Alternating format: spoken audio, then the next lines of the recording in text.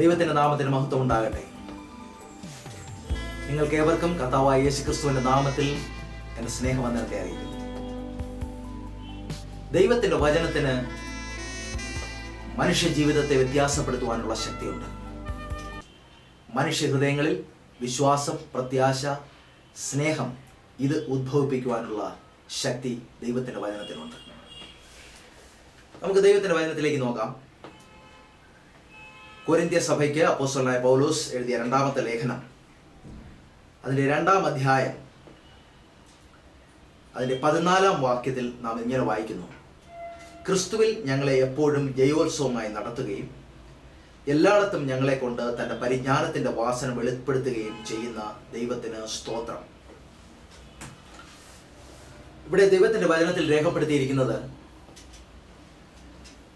ക്രിസ്തുവിൽ നമ്മെ ദൈവം എപ്പോഴും ജയോത്സവമായി നടത്തുന്നു. ജയം, ജയത്തിൻ്റെ ഉത്സവം. ഉത്സവം ആചരിക്കുക എന്ന് പറഞ്ഞാൽ വളരെ ആനന്ദത്തിൻ്റെതായിട്ടുള്ള ഒരു സമയമാണ്. ജയിച്ച ഒരാള് അതിൻ്റെ ഉത്സവം ആസ്വദിക്കുന്നത് എന്ന് പറയുന്നത് വളരെ ആനന്ദത്തോടു കൂടിയായിരിക്കും. ഈ ഭൂമിയിൽ അനേകരെ നമുക്ക് കാണാം. ഒരുപാട് ഉത്സവങ്ങൾ അവർ ആഘോഷിക്കാറുണ്ട്. നാട്ടു നടപ്പനുസരിച്ച് ആ ഉത്സവങ്ങളിൽ പങ്കുചേരേണ്ടതിന് അവരും നല്ല വസ്ത്രങ്ങൾ വാങ്ങുകയും നല്ല ആഹാരങ്ങൾ വെക്കുകയും അല്ലെങ്കിൽ ചുറ്റിക്കറങ്ങാൻ പോവുകയും ഒക്കെ ചെയ്യും. പക്ഷേ ഇതെല്ലാം ചെയ്യുമ്പോഴും അവരുടെ ഹൃദയം ആനന്ദം കൊണ്ട് നിറഞ്ഞിരിക്കണമെന്നില്ല. ഉത്സവത്തിൻ്റെ ദിനമാണ്, ലോകരെല്ലാം ആചരിക്കുന്നു, അക്കൂട്ടത്തിൽ ഞങ്ങൾക്കും ആചരിക്കണം എന്ന് വെച്ച് അനേകർ ഉത്സവം ആചരിക്കുന്നുണ്ട്. ആ ഉത്സവത്തിന് ആനന്ദമില്ല. അതുപോലെ ഒരു കുട്ടി പരീക്ഷ എഴുതുന്നു. ആ പരീക്ഷയിൽ ജയിക്കുമ്പോൾ തനിക്കൊരു സന്തോഷമുണ്ടാകും. അതിൻ്റെതായിട്ടുള്ള ഒരു സെലിബ്രേഷൻ താൻ നടത്തുമ്പോൾ തീർച്ചയായും തൻ്റെ ഹൃദയത്തിൽ സന്തോഷമുണ്ടാകാം. ഒരു ക്രിക്കറ്റ് കളിക്കാരൻ കളിയിൽ വിജയിക്കുമ്പോൾ, വിജയിച്ചു കഴിഞ്ഞതിന് ശേഷം തനിക്ക് ആ വിജയത്തിൻ്റെതായിട്ടുള്ള ഒരു ഉത്സവം ആഘോഷിക്കുമ്പോൾ വളരെ ആനന്ദമുണ്ടാകാം. ഒരു ബിസിനസ്സുകാരൻ, ഒരു കൃഷിക്കാരൻ തങ്ങളുടെ പ്രയത്നത്തിൻ്റെ ഫലം വളരെ നല്ലതുപോലെ കാണുമ്പോൾ ഒരു ഉത്സവം ആചരിക്കാം. ആ ഉത്സവത്തിന് ഒരു സന്തോഷം ഉണ്ടാകാൻ സാധ്യതയുണ്ട്. എന്നാൽ ആ സന്തോഷങ്ങളെല്ലാം നൈമിഷികങ്ങളാണ്. ഒരു വിജയം ആഘോഷിക്കുമ്പോൾ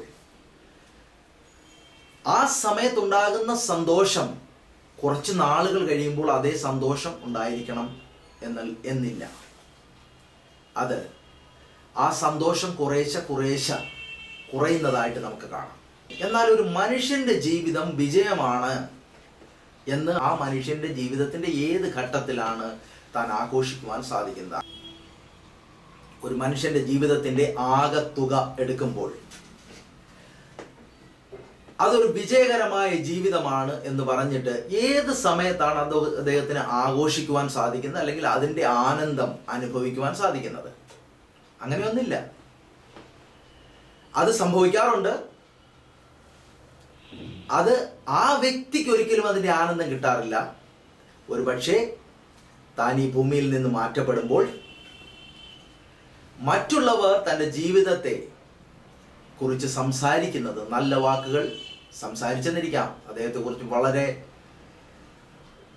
വിജയകരമായി ജീവിതം നയിച്ച ഒരു മനുഷ്യനായിരുന്നു എന്ന് പറഞ്ഞ ഒരു പക്ഷേ അദ്ദേഹത്തെ പ്രശംസിക്കാം. പക്ഷേ അത് പ്രാപിക്കുവാനായിട്ട് ആ മനുഷ്യൻ അന്നേരം അവിടെ ഇല്ലല്ലോ.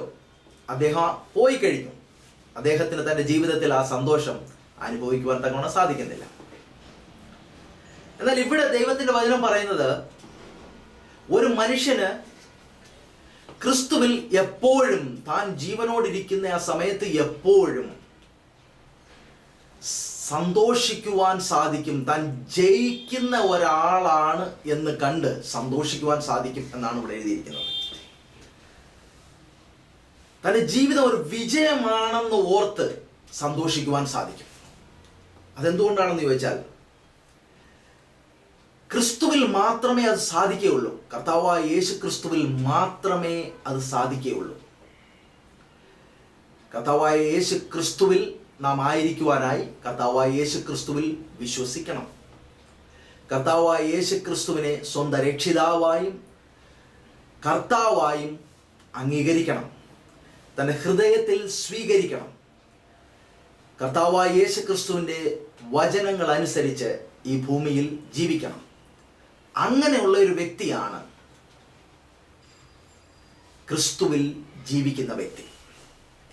അപ്പൊ ക്രിസ്തുവിൽ ജീവിക്കുന്ന വ്യക്തിക്ക് തീർച്ചയായും ഏത് സമയവും സന്തോഷത്തോടു കൂടി ജീവിക്കുവാൻ സാധിക്കും.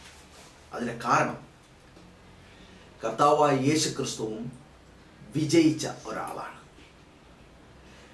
തിന്മയോട് തോൽക്കാതെ നന്മയാൽ തിന്മയെ ജയിച്ച ഒരാൾ. തിന്മയ്ക്ക് പകരം തിന്മ ചെയ്താൽ ആ മനുഷ്യന് ഒരിക്കലും ജയിക്കുവാൻ സാധിക്കത്തില്ല. തിന്മ ചെയ്യുന്നത് നമ്മളുടെ ജീവിതത്തിൻ്റെ ഒരു പരാജയമാണ്, അത് വിജയമല്ല. എന്നാൽ നന്മ കൊണ്ട് തിന്മയെ ജയിക്കുവാൻ സാധിക്കുന്നുവെങ്കിൽ അത് തീർച്ചയായും നമ്മളുടെ ജീവിതത്തിൻ്റെ വിജയമാണ്. തിന്മയ്ക്ക് പകരം നന്മ ചെയ്തിട്ട് നമ്മുടെ ശത്രുവിനെ നമുക്ക് മിത്രമാക്കാം. കർത്താവായ യേശു ക്രിസ്തു മാത്രമേ തിന്മയ്ക്ക് പകരം തിന്മ ചെയ്യാതെ തിന്മയ്ക്ക് പകരം നന്മ ചെയ്ത് ഈ ഭൂമിയിൽ വിജയം വരിച്ചുള്ളൂ.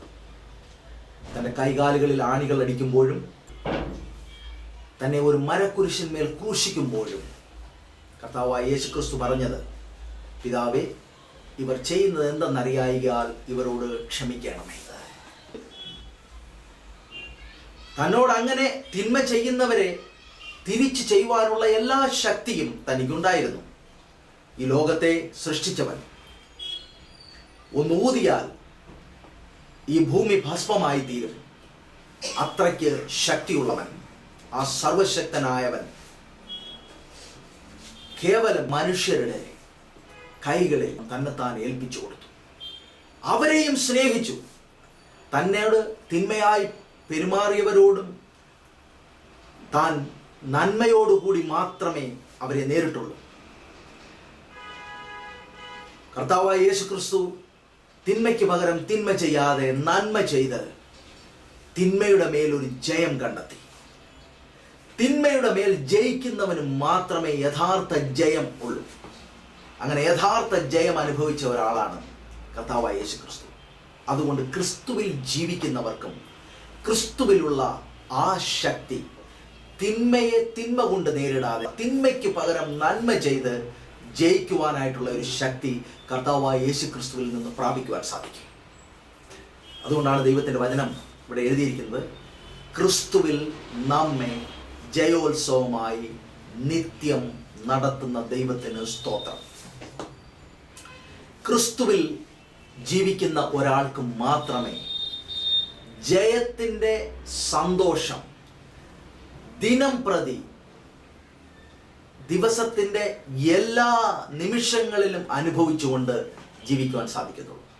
മറ്റുള്ള എല്ലാ വിജയങ്ങളുടെയും അതിൻ്റെ സന്തോഷം പതിയെ മാഞ്ഞു പോകുമ്പോൾ ക്രിസ്തുവിൽ ജീവിക്കുന്ന ഒരാളുടെ ജീവിതത്തിൽ എപ്പോഴും ജയത്തിൻ്റെ സന്തോഷം നിലനിൽക്കും.